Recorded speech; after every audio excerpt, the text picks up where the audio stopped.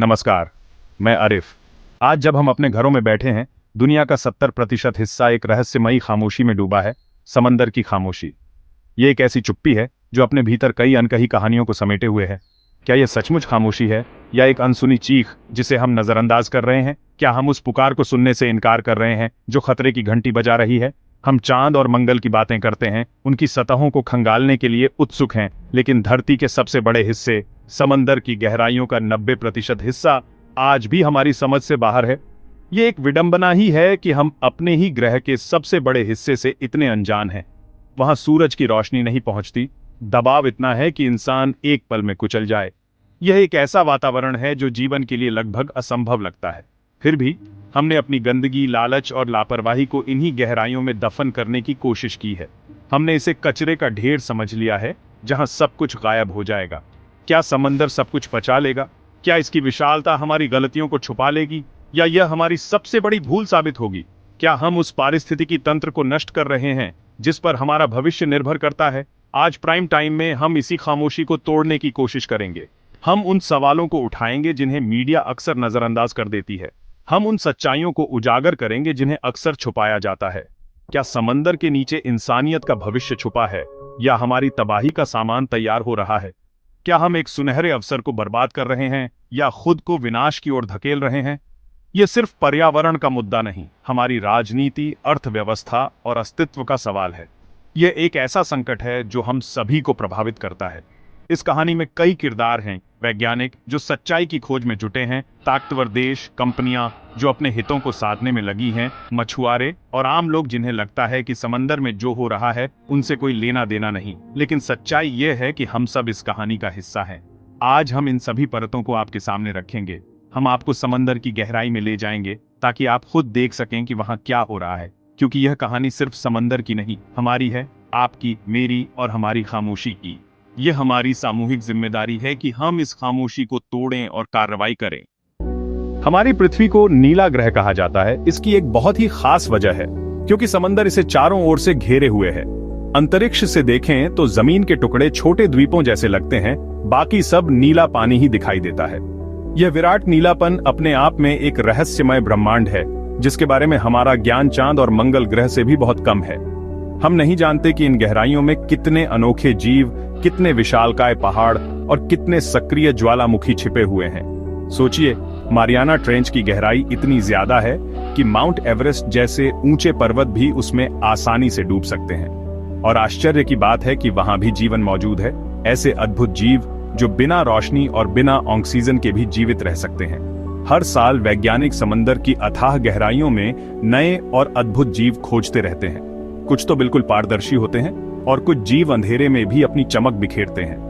यह हमें बार बार याद दिलाता है कि हम इस ग्रह के बारे में अभी भी कितना कम जानते हैं। लेकिन जिस रफ्तार से हम समंदर को प्रदूषित कर रहे हैं, डर है कि कहीं ये सारे रहस्य हमेशा के लिए खत्म न हो जाएं। समंदर के गर्भ में आज भी हजारों जहाजों के मलबे दफन हैं, और कई प्राचीन शहरों के अवशेष भी यहाँ मौजूद हैं। मानो सदियों पुरानी सभ्यताओं के राज आज भी इन गहराइयों में दफन हैं। हर एक मलबा अपने आप में एक कहानी कहता है। यह इतिहास का एक भूला हुआ पन्ना है। ये गहराइयां एक विशाल संग्रहालय की तरह हैं, लेकिन दुख की बात है कि हम इसे नष्ट करने पर तुले हुए हैं। यह हमारी विरासत के प्रति हमारी घोर उदासीनता का सबसे बड़ा और चिंताजनक सबूत है। समंदर का चरित्र हमेशा दोहरा रहा है, एक ऐसा विरोधाभास जो सदियों से मानव सभ्यता को मोहित करता आया है। जीवन का स्रोत और विनाश का कारण। यह एक ही समय में पोषण और प्रलय का प्रतीक है। यह भोजन देता है, अनगिनत जीवों को आश्रय प्रदान करता है और मानव आबादी के लिए आजीविका का स्रोत है। जलवायु नियंत्रित करता है, पृथ्वी के तापमान को संतुलित रखता है और मौसम के पैटर्न को आकार देता है, और व्यापार का सबसे बड़ा माध्यम है। वैश्विक अर्थव्यवस्था का एक महत्वपूर्ण आधार जो दुनिया भर में वस्तुओं और सेवाओं के प्रवाह को सुगम बनाता है।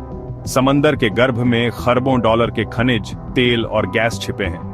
एक अथाह भंडार जो हमारी ऊर्जा और तकनीकी जरूरतों को पूरा करने का वादा करता है। पॉलीमेटेलिक नोड्यूल्स में कीमती धातुएं हैं जिन पर दुनिया की बड़ी ताकतों की नजर है। ये धातुएं आधुनिक तकनीक और हरित ऊर्जा के लिए महत्वपूर्ण हैं। यह एक नई सोने की दौड़ है जो समंदर की गहराइयों में शुरू हो चुकी है। एक ऐसी होड़ जो अभूतपूर्व आर्थिक अवसरों का वादा करती है। लेकिन हर खजाने की एक कीमत होती है। और इस मामले में कीमत बहुत अधिक हो सकती है। गहरे समुद्र में खनन का मतलब है उन नाजुक पारिस्थितिकी तंत्रों को तबाह करना जिनके बनने में लाखों साल लगे हैं। ऐसे पारिस्थितिकी तंत्र जो अद्वितीय और अपूरणीय हैं। बड़ी मशीनें जब तलहटी को खरोंचेंगी तो गाद और जहरीले पदार्थ पानी में घुलकर जीवन को खत्म कर देंगे। समुद्री जीवन के लिए एक विनाशकारी परिणाम। क्या कुछ धातुओं के लिए हम इतना बड़ा जोखिम उठाएंगे? क्या हम अपने लालच को आने वाली पीढ़ियों के लिए एक स्वस्थ ग्रह सुनिश्चित करने की आवश्यकता से ऊपर रखेंगे?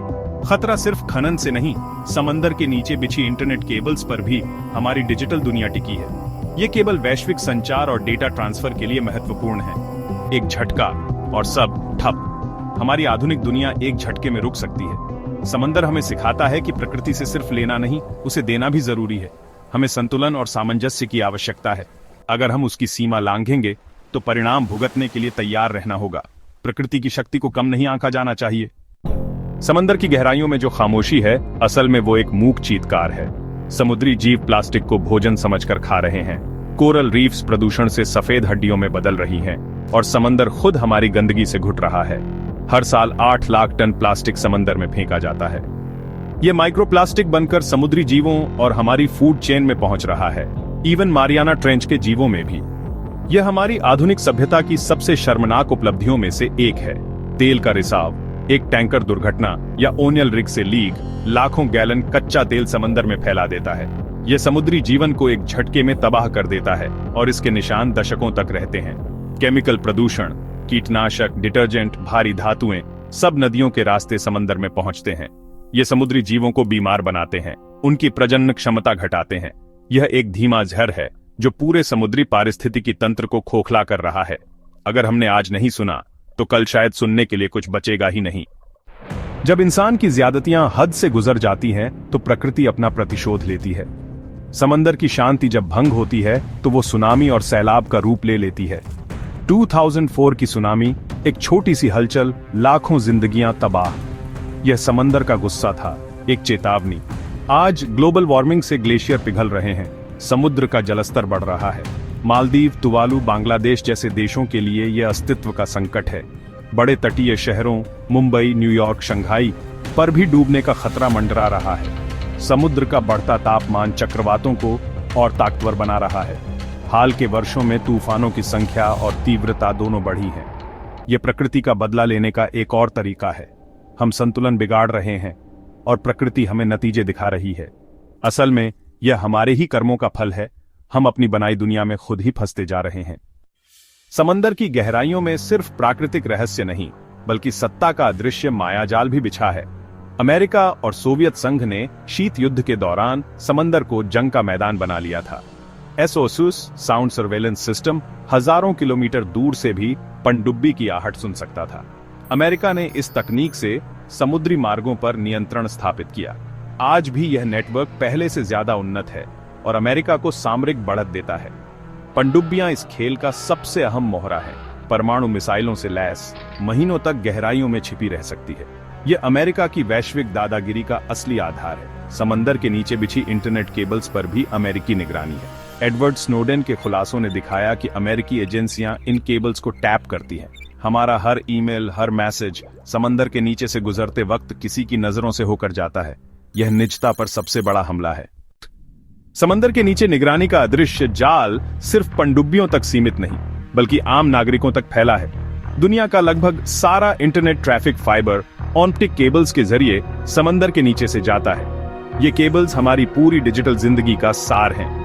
अमेरिका और उसके सहयोगी इन केबल्स से डेटा इंटरसेप्ट कर सकते हैं, लैंडिंग पॉइंट्स या बीच समंदर में ही। सुपर कंप्यूटरों से डेटा खंगाला जाता है। हमारी निजी बातचीत, वित्तीय जानकारी, राजनीतिक राय सब किसी और की फाइलों में दर्ज हो रही है।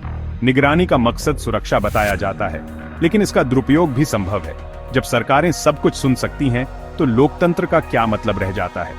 अब चीन, रूस जैसे देश भी अपनी क्षमताएं बढ़ा रहे हैं। चीन डिजिटल सिल्क रोड के नाम पर अपना केबल नेटवर्क बिछा रहा है। आने वाले समय में जिसके पास इन अंडर सी केबल्स पर नियंत्रण होगा, उसी के पास सूचना प्रवाह पर नियंत्रण होगा। यह लड़ाई समंदर की गहराइयों में लड़ी जा रही है।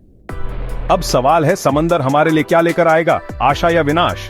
जवाब हमारे आज के फैसलों में छिपा है। समंदर के पास हमारी कई समस्याओं का समाधान है।